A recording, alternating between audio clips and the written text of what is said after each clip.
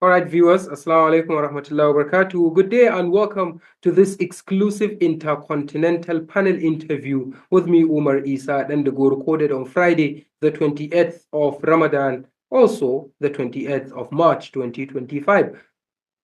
Like I said, I'm your host, Umar Isa Nandago. Well, bombshell and thunderbolt are some of the powerful words that can be used to describe the unforeseen turn of events in Washington, D.C. One that has left many, including me, stunningly baffled, bewildered, and astonished. For starters, Jeffrey Goldberg, the editor-in-chief of the Atlantic magazine, received what appeared to be a friend request, well, in the language of Facebook, to join a group chat on a messaging app called Signal.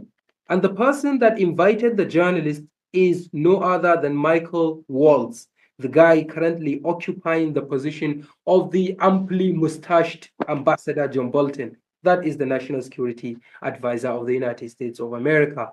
Oh, I sound too funny, but that's how it is. This sounds normal, but it sounded otherwise when, according to Jeffrey Goldberg, he started seeing messages in that group chat from members who appeared to be high-ranking members of the Trump administration, like J.D. Vance, the VP, Mike Waltz, the NSA, Tulsi Gabbard, the DNI, and the chatterbox Pete Hegseth, the guy ultimately steering the Pentagon. His position is Secretary of Defense, just like the Minister of Defense in Nigeria. The group contained, at least before Jeffrey Goldberg exited, 18 people, including him. And what happened was he saw what he calls war plans or attack plans against the Houthi rebels of Yemen in that group chat. There were details of just everything, which, if those details fall into the hands of the wrong people, as the Americans may call them, the U.S. security and intelligence apparatus would be in danger, even though they forget about the many lives of innocent civilians that they put in the harm's way when attacking their adversaries. I'm talking about the Americans. In terms of reaction, the Trump officials denied any wrongdoing and tried to discredit the journalist, which forced or compelled him to, on Wednesday, release the chats of with names of account holders like Pete Hegseth, J.D. Vance, and the rest. That indeed opened a new chapter. Now, the questions we're going to be asking are, what kind of world are we living in? Number two, how should journalists handle sensitive information like that, if it's truly categorized as classified or sensitive?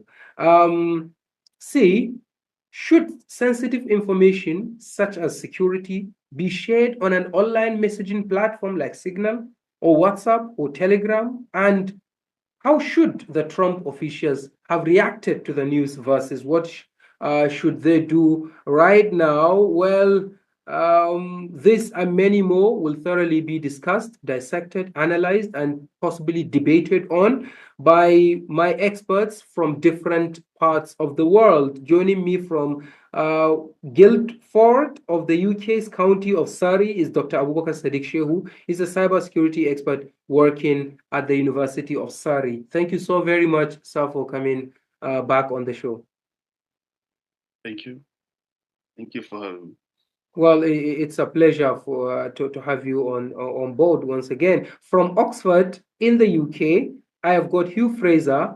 He's a former BBC journalist who worked in Russia and Belarus, who now thinks and believes that the mainstream media have almost all united against President Trump. Hugh Fraser, it's always a pleasure having you on the show with your hello with your opinions. Very nice to be with you, Umar. Yeah, nice to have you back again. And last but not least, our very own American political scientist, Hans Noel. He is an associate professor at the Department of Government at Georgetown University in Washington, D.C. And we're going to kick off with him. Professor, thank you so very much for coming back on the show once again. Yeah, thanks for having me back. It's great to be here. All right, we're going to start with you, like I said, because you are in the United States of America at the heart, at the center of all the attention and whatever that has been going on, and your expertise is political science, and you know a lot about American government. Now, when you got the news, what kind of thoughts did you have running through your head? Plus, what does this signal gate, quote unquote, or signal chat leak say about the Trump second administration's approach to national security and sensitive information? Professor Hans Noel. Yeah, I mean, I think this does, is just a microcosm, a nice example to illustrate a lot of the things that people are debating with respect to how the second Trump administration is unfolding. I mean, the Democrats' criticism of Trump is that he, values loyalty and maybe some particular ideological views over, experience and competence and those kinds of things when he's choosing people to be in his administration. And the Republican pushback on that is, well, the experts from the past, they're the ones who got us into this mess, and so we need to make changes. And so it sort of remains to be seen just whether or not the new people who he brings in will be competent. And then you have a thing like this, where it appears that a number of high-ranking people aren't quite sure how secure the messaging system that they're using is. They're definitely not following the rules about how you're supposed to be doing communication like this. I mean, there's just aside from any sensitive information that's being released, there's a question of, the Presidential Records Act and the need to keep track of things, and using a device that deletes old messages is a potential problem with that. And so they're not following the rules that everyone's expecting and so forth. And it's something that I think ordinary voters can kind of understand, because they get the idea that you're not supposed to reveal this kind of information, and that you shouldn't be accidentally adding a journalist to the chat, and maybe American lives are put at stake with revealing this sort of information. And so it's the kind of thing that Democrats can then point to and say, look, this is exactly the example that we're talking about when we say loyalty over competence and qualification. Yeah, a lot of people would agree with you, Professor Hans, simply because look at the Trump first term. You'll see people like Ambassador John Bolton. You'll see people like this guy, former CIA director, Mike Pompeo, who turned out to be the Secretary of State. Look at a lot of other people that served under the Trump administration. Even though it was chaotic, it was turbulent, there were so many problems. He fired Michael Flynn. He fired so many other people, Anthony Scaramucci, again, after spending somewhat like 11 days in power as a communications director of the White House. I mean, it was chaotic, but then the people there, the caliber of people that were in the first administration were more matured, had more maturity than these people like J.D. Vance, like Pete Hegseth and the rest, right? Including Marco Rubio as well. Yeah, I mean, I think, there's a lot of differences, but and there were definitely people that you would, that critics would have called, less competent in the first administration, and there are some people in this administration, like Marco Rubio, who was on the chat, who has the kind of experience you might expect for someone. But the big complaint that Trump and the Trump world had about his first term was that he couldn't accomplish things he wanted to because the administrative bureaucracy, the deep state, as he. And what he's done very clearly in the way that he's put together this administration is to avoid having those kinds of roadblocks in the bureaucracy. All right. So let's, okay, I'll come back to you because there are so many interesting questions that I want to ask you. Dr. Abubakar-Sadiq, you're next. I don't know if you're interested in following political or diplomatic stuff, as we deeply are. But when you heard that sensitive security stuff were being shared, discussed on an online messaging app, specifically Signal, what came to your mind? Just sheer irresponsibility, or just a normal thing? Because a lot of people are confused. How on earth could something like this happen? Are these government officials also like ordinary people as we are, using, in the UK there was a scandal under this guy Boris Johnson, when government officials were found red-handed using WhatsApp and now Signal. Okay, answer this question. What can you say about this? Thank you. So I think what came to my mind was two things. The first thing is that there's a possible danger to national security. The second thing is about the influence of individual background. About national security is that we all believe that maintaining national security is every citizen's right. It's every citizen has a role to play in maintaining national security. What it means is that you have to contribute your own quota to ensure that your country remains safe from adversaries in the best way you can. But it borders more on the shoulders of the political leaders whom have the responsibility to make those policies and things go right. So if mistakes like this keep happening from political leaders, then it says a lot about the national security. So the first thing is that in the first place, I assume that political leaders are not supposed to be using enterprise applications to send sensitive information. That's number one. Number two, they are not also supposed to be using personal devices in communicating national security or sensitive issues.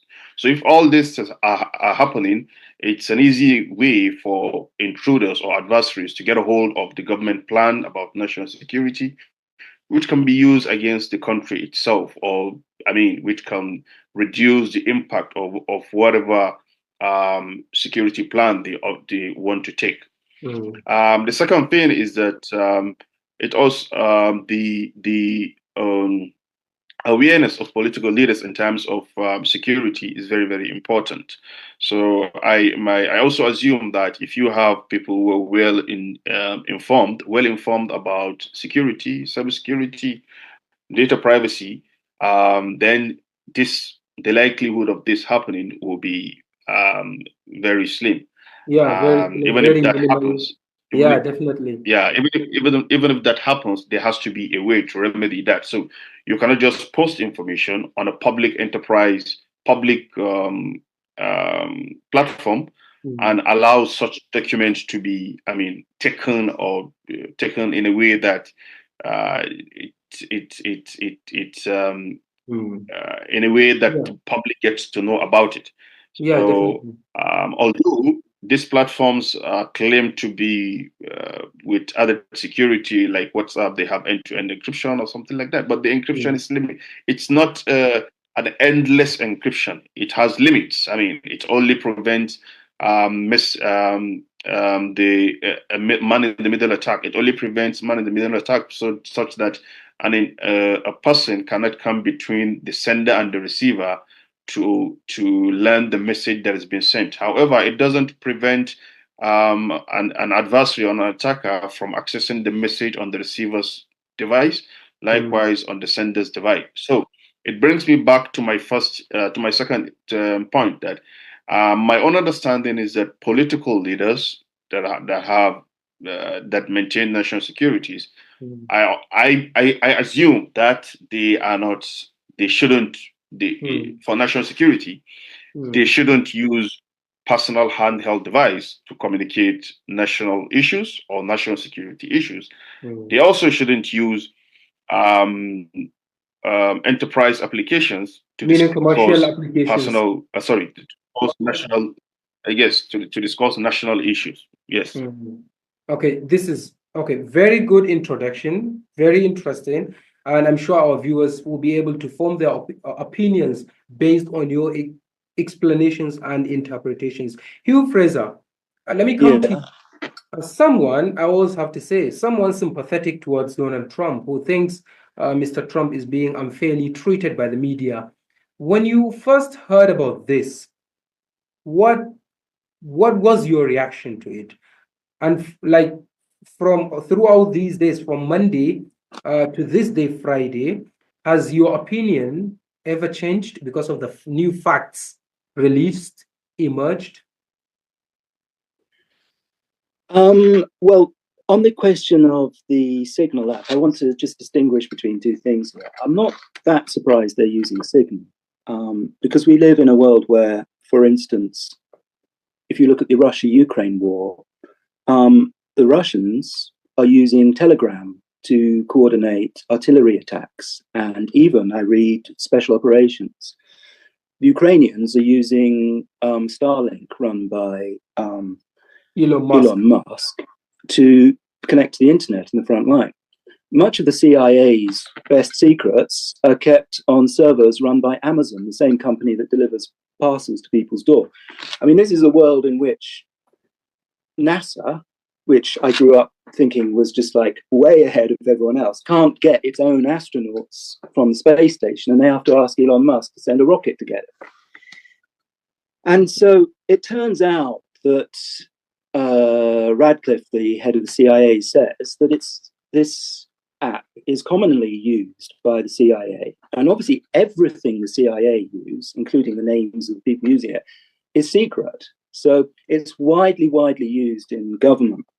Now, I think I've told you a little bit about my father, who's a big influence on me. I think I told you about his colonial past. Yeah. But I don't know how much I told you about his military past, right? So he was in the Second World War.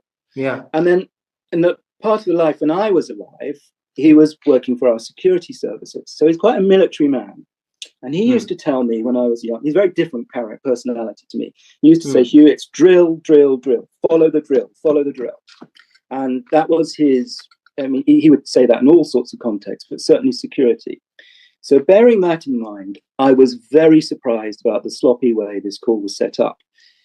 It was apparently set up by a political operative, an assistant of Mike Waltz called Alex Wong. I would have thought that a conversation that sensitive would have been set up by a security officer who had a drill to follow. And I would have thought, bearing my father's, precepts in mind, he's a very secure, very secretive man, that there would have been a procedure to follow to make sure that everyone was on the call, should have been on the call, and no one who should. I would have just thought, because it's just a very common thing in life to put the wrong person on the call, let alone to do it maybe accidentally on purpose, which may have been done too, but certainly accidentally. It's very common. So now, has it changed my views about the Trump administration? Well, my views have changed separately, really, a little bit. They've evolved anyway, but I think it illuminates. There was just one thing I slightly disagreed with about what Hans said, which was I don't think it shows people of a certain political ideology. I think it shows quite a diverse ideological group in that chat. So you have, it's very illuminating about the Trump administration, in that you have people like J.D. Vance, who is the pure America First, and says, what is America's interest in this attack? And it's a very good test, because that would, I mean, if every country said, what is in our interest, before we do some rash military action, that would cut like 90% of all military actions out. And I feel he's the cool head. And then you have somebody called Joe Kent, who represents Tulsi Gabbard, from the security oversight. And he's saying, well, let's not rush into this. Let's take our time. Let's not make a rash decision. And then you have the neocons, who are, well, certainly Mike Waltz is a neocon. He's of a very different type of politics. He's not a typical Trump America First person. He's really a neocon. Really, he's very hawkish, in favor of military action. Yeah, hawkish. So you see this debate going on, which is very interesting. You see how they're split, and you see the neocons in the ascendancy, which is really what is worrying if you want a more slow or rational. And that says a lot about what Trump's opponents would call hypocrisy of his administration. When he was campaigning, he said he would end wars. There would be no wars under his administration. Unfortunately, when he came into power, he signed orders to kill people, and there were attacks. And even I would say, if I may, slight difference. It's not what his opponents say. That his opponents wouldn't make that criticism. It's what his supporters would make that criticism. That his opponents want more attacks, right? Oh. It's his supporters who say, no, hold on, we want the America First argument. We want a really. They're talking about how do you justify this to the public. They want a reason to give the public why we should do this. And in the end, they say, I think it's J.D. Vance says, that the president's view is to send a message. Now, that's a very interesting geopolitical line. Send a message to whom? Well, obviously to the Houthis, but I don't think that's what he means. He means to Iran. He means to Iran. Yes. And as you know, there are a lot of military assets gathering around the Gulf. Okay. And there are rumors that, that the Trump administration is threatening to drop a nuclear bomb on Iranian nuclear facilities, because that would be the only way they could go so deep underground. At the same time, they sent this letter saying, but we can have peace and a big, beautiful peace deal in Trump terms. The stakes are very, very high, and very, very, very, very high. Okay. And whether it will work out or not, I don't know, but it does seem a little concerning and a little worrying. Yeah, sure. Well, all right, Professor Hans Noel, you've heard what Hugh Fraser has said. And at some point in time, he was a bit critical of one thing or the other that you said in your previous explanation. Before I ask you the next question, what is your reaction to some of the things that Hugh Fraser has said? Sure. I think the point was whether or not this chat revealed some kind of ideological preference that Trump had put into place. And what I was saying was that the criticism of the Trump administration is that he values loyalty and also some policy and ideological stuff over competence and experience. And what this reveals is, if you don't have competence and experience, you can make the kinds of mistakes that one makes when one fails to drill on how you put together a call. And the ideological conversation that is on the chat is, it is interesting. There's some disagreement. It's a narrow disagreement, right? It's not like the fundamental divide in American politics over how to deal with the world. It's not how harsh should we be in balancing disliking Europe and wanting to have some stability and send a message to Iran. That's a thing, but that's not like the main criticism. That's an area on the right, which there is some division. And that's actually a common thing in the Trump administration, because Trumpism is not as well defined as, neoconservatism or some of the ideological stripes that you've seen in other leadership. Trump has some things that he cares a lot about, and then he's putting together a coalition, as politics always is. And so we are seeing that internal bickering and fighting and disagreement and conversation and discussion in this. That's not, I think, the thing that's really controversial here. The question is why that internal conversation, that the people who are participating did not believe a journalist was listening in on, was including the journalist on a platform that doesn't conform to the expectations and requirements of a conversation like that. Okay, Professor Hans, still with you. There was a little disagreement. Michael Waltz was saying he didn't know how this guy, Jeffrey Goldberg, was added to the group. And Mr. Goldberg was saying, and still keeps insisting, that he was invited by the National Security Advisor. Who should we believe? Obviously, people are going to believe who they kind of are inclined and want to believe, right? So the people who want to believe that the Trump administration is the victim of some attack from the media are going to incline to believe Trump, and then the people who want to believe that the Trump administration is always doing a big mess and the media is the only people to shine a light on it are going to believe Goldberg. I think both of them, it's possible that one or the other. But kind of regardless, right? I don't know how you get to the situation where we are now, that Goldberg is on the chat where the administration did the things that they're supposed to do, even if he's nefariously sneaking into it somehow. I don't know. Or something else. Like, how did that happen, right? That shouldn't be something that happens to sensitive inside conversations. It shouldn't be happening at all, right? It just shouldn't be something that when you have a conversation about policy questions, even if it's not including military assets, which this did have a discussion of, you should have some kind of control and privacy and know who you're talking to, who you're not. And if you're not doing that, it seems suspect. And I think that's really where this is getting its legs, is that the administration has had a number of different lines trying to justify and explain. Some of them aren't consistent with each other, possibly because they're coming from different people within the administration who have their own preferences and their own skins to protect. But it doesn't really matter. It just comes out as there's this like mess of stuff. A lot of people are going to accept it regardless. A lot of people would never accept it regardless.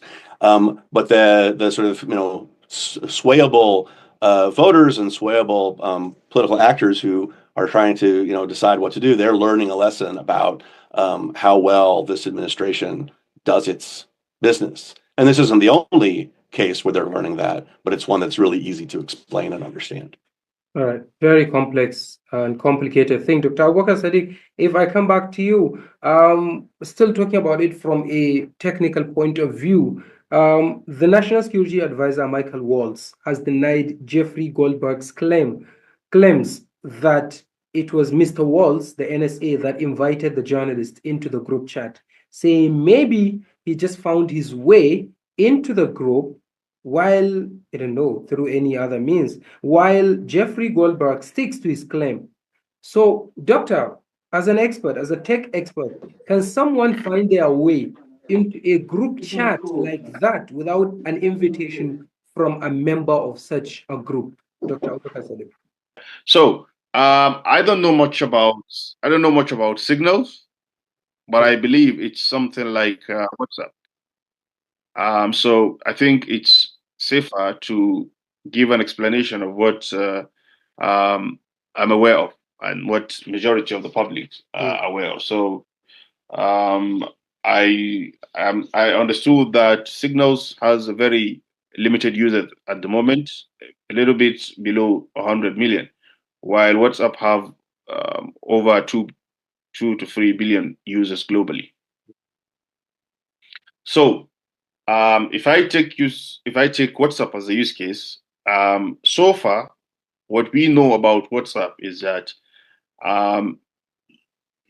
setting up a group has different becoming a group member has different method. It's either you are added automatically or you are added through you join the group via a link that is shared by a member of the group, mostly a group admin or something like that.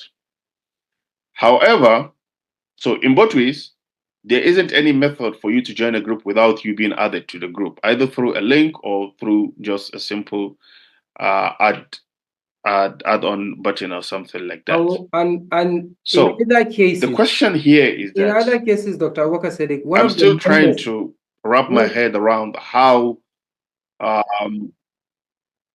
Yes, I was saying in either cases, one of the members has to invite you. You cannot invite yourself. You cannot intrude, right?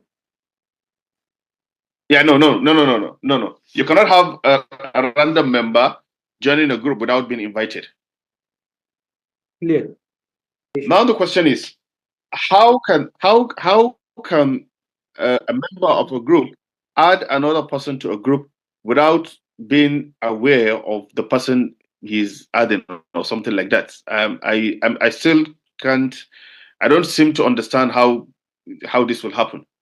So it's so if you bring it down to on ground, if you're just telling me that you are having a troop of, let's say, 100 people, and you are adding another person to a troop, and you don't know how that person find himself to the troop with all the gadgets and all, because if you're treating sensitive information, it's just as if you are laying down your master plan of your military plan to somebody. So it's treated as gadget that you use to during in the war. So this and if you have an outsider, a third party joining your military troop, he tends to learn everything about it. So this will result in leakages, and we've seen where leakages tend to influence the outcome of wars. In World War II, you have these leakages that happen where the radio message we've been intercepted, we've been learned, and it actually gives your adversaries time to understand what you are going to do and how best to plan to prevent themselves against whatever you are doing or you plan to do. So again, it brings me back to my first point that there need to be, a thorough So first of all, this should be an eye opener, because this isn't the first time that this has happened in recent time.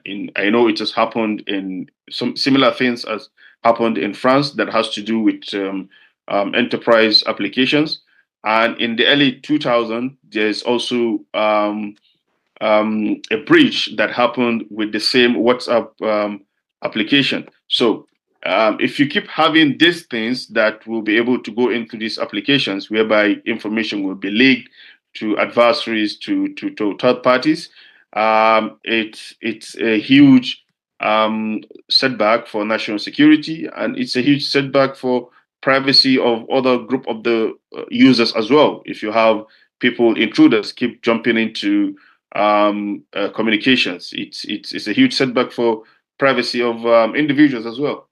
That's fantastic. Hugh Fraser, Dr. Sadiq started talking about history of such stuff, and I wanted to ask, and I will still ask Professor Hans later after Hugh Fraser to talk about whether or not we have ever seen similar cases in the US past administration. Okay, so Hugh Fraser, looking at all these drama things that are going on, there have been calls from different people, both within and outside of the United States, for these guys at the forefront of this drama, Pete Hegseth, Michael Waltz, and the rest, to step down, to resign. And someone was even saying a few days ago that if it was in an ideal situation and a reasonable, sensible government is in charge, these guys would have been forced to resign, would have been out of power. What would you like to say about this? Do you think they should go? I think Trump administration would be very reluctant to fire them because of his experience of the first administration when he gave in to calls to fire Michael Flynn. And then that just seemed to be the beginning of the end, really. So I think he will fight, not to fire them. Yeah, and but what I think it shows is the political vulnerability of not having somebody in a uniform around. So I don't believe the military are competent. I mean, everything goes wrong. I mean, the whole history of combat, including recent combat, is one disaster after another. I mean, I'm British, so I was brought up on the charge of the Light Brigade, you know, when some senile generals ordered a very lightly armoured cavalry to charge some Russian guns and get blown to bits. And we kind of celebrate that as an act of heroism and sort of heroic stupidity. And you don't have to think very far back to the Afghanistan debacle and every military debacle from Vietnam to Iraq to know that the military always say they can do stuff that they can't do, and generals are not known for being very bright. So, but the reason you have, particularly in American terms, where there are a lot of these military actions, you have people around who are wearing a uniform, is so that when things go wrong, the message is the military messed it up. And also because if you're in Congress, it's harder to lay into a general out of respect for the uniform. So you want some guy with a bullet head and quite a low IQ with loads of medals on his chest to take the blame, but at least subliminally to see the blame. The problem with the Trump cabinet is there are a lot of people with military experience, but not at a high level and not wearing uniforms. So I think if they take some kind of military action and things go wrong, and they will go wrong because they do go wrong in war. I mean, suppose the worst came to worst. Suppose, I don't think it's the worst thing that could happen, but it's one of the worst things that could happen. Suppose the Houthis or Iran took out a US warship. Everyone is going to say, especially following this this minor incident, that they've been persuaded to say, as Hans said, that the cabinet's incompetent. I mean, Hegseth is going to be roasted. He's going to be set on fire politically. So I think you do need somebody there who looks like they belong to the senior military, who will stand up, probably lie in their teeth, but take all the heat and the blame.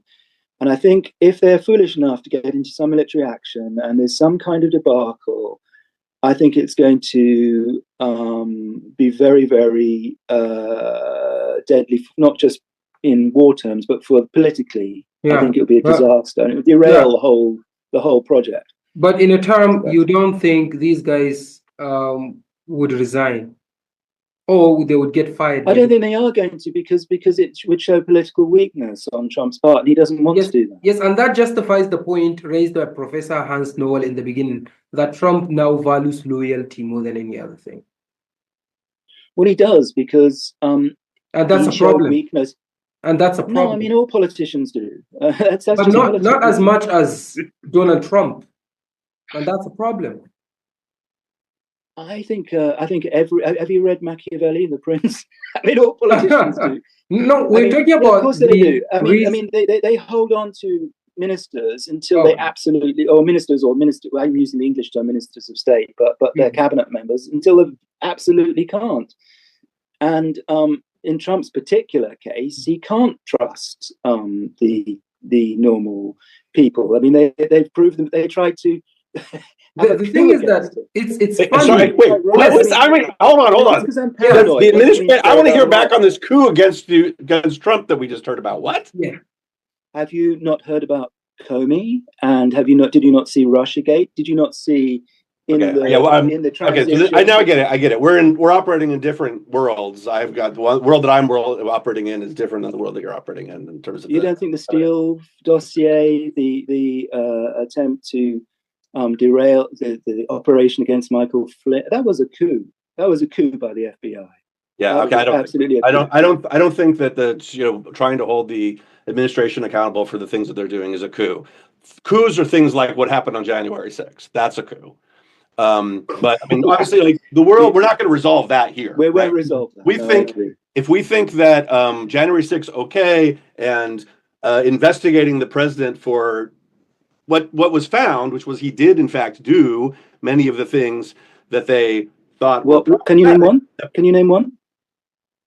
One thing did he do? His family and members of his staff had meetings with high-ranking Russian officials where they discussed terms for what they would like to have in exchange for support. The only thing that was unclear in the Mueller investigation is whether or not Trump was complicit in this and knew what was going on, or if he was just talking to people. Yeah. So I guess we could go into a lot of detail about that, but I'm not going to argue with you about that because it's not. I'm not going to argue about it either. But I think that's let's move on. There is an important. But it's certainly clear why he doesn't trust his own security services. Okay, and that is why that's why he's surrounding himself with those people that are too loyal to him to disobey him. I think there's a question over. By the way, I think there's a question over whether Waltz was loyal to him, because there is a whole question of why Jeffrey Goldberg was on Waltz's contact list. Yeah, this is an important question to answer. I don't think anyone is saying that Jeffrey Goldberg sneaked in. I think everyone agrees he was invited. Yeah. The only question is, what were the circumstances over that? So maybe they had been having discussions in the past, and he was on his list. There's a photograph of them standing together. I think Waltz is lying a little bit, or at least being misleading about he doesn't know. You see, Goldberg. Okay, let's move on. So I don't think he is necessarily that loyal. Yeah, I don't know. I mean, I just suspect. Okay, let's move on. Professor Hans Noel, come in. As an American whose business is American politics, has any of this ever occurred in like the previous administrations? Take us through the memory lane. Have you ever noticed, seen, witnessed, read about something like this in the past administrations? Well, I mean, definitely. The mistakes happen, right? This is, at most, this is the mistake. Somebody made a big mistake, and there's, whether that mistake was made by a sort of named, well-known figure or somebody in the staff or someplace else. Mistakes happen, right? Yeah. It's of course the issue is like the aggregation up of many such mistakes, and then the way in which those mistakes are responded to. So like I think, he was right at the earlier point where, that typically you'd find somebody to be responsible for this, whether that's someone with a uniform or not. Usually you'd say, like, here's the person, and then we're going to throw them under the bus. But Trump doesn't want to do that with anybody, because he's concerned about the fact that he's got people who he believes he can work with, who are loyal enough, and he thinks in general that the qualified staff is full of people who are out to get him, and so it makes it really difficult to shift things around and come up. And so then the approach that Trump has, which honestly is how he's approached not just politics but pretty much everything in his career, is that he doesn't back down. He says, this is what happened, and I'm going to continue to defend it. And that's what you're seeing here as well. That's his approach, and it's very well justified by the belief that the career civil service is not willing to work with him. And so, whether it's the right business or whose business it is, or how often this happens, it's not that it's a surprising thing. It's that it's it illustrates a particular turn that may be the case with Trump that, whether true or not, although I do think it is true, is something that will become politically relevant in next campaign. Okay, you did not touch on the historical context to this. Have you ever noticed? I'm not sure I have an expert. I can recount a bunch of these things, but of course it happens. So mistakes happen all the time, but not as this magnitude. This is a larger mistake than I think you would, of this, especially when you add to the kinds of other, the Doge is trying to make something happen and it falls apart, and then you're sending people overseas, and then whoops, that was a mistake. And like the mistakes that we've been seeing in this administration stack up, but some of those are harder to interpret. This one's really easy to communicate to voters. Abubakar-Sadiq, let me ask you, what lessons should Nigeria learn from all these things that are going on?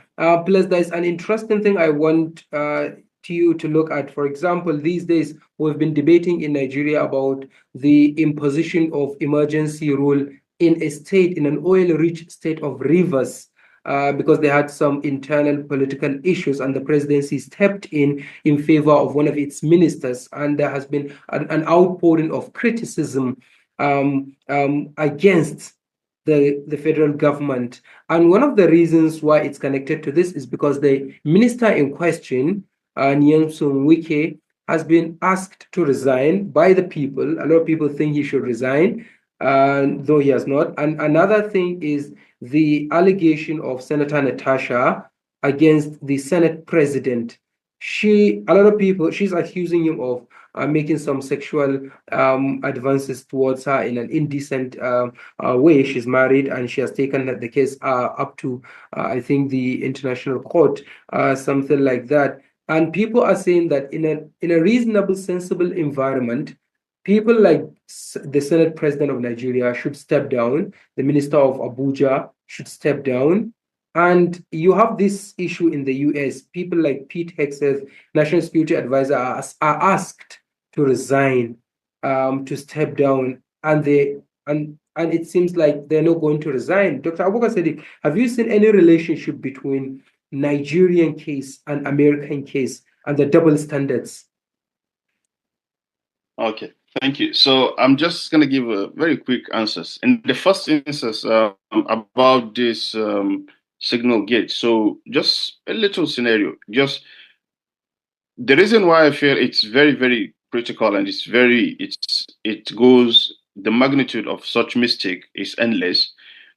If the person invited a reporter to join a group, so he can as well mistakenly click a link that will take control of his phone, and the hacker will have access to totality of everything that goes in there. So it's endless. So that damage is endless. It can take control of everything. It can have the communication of the president, the communication of everything that happens to the phone.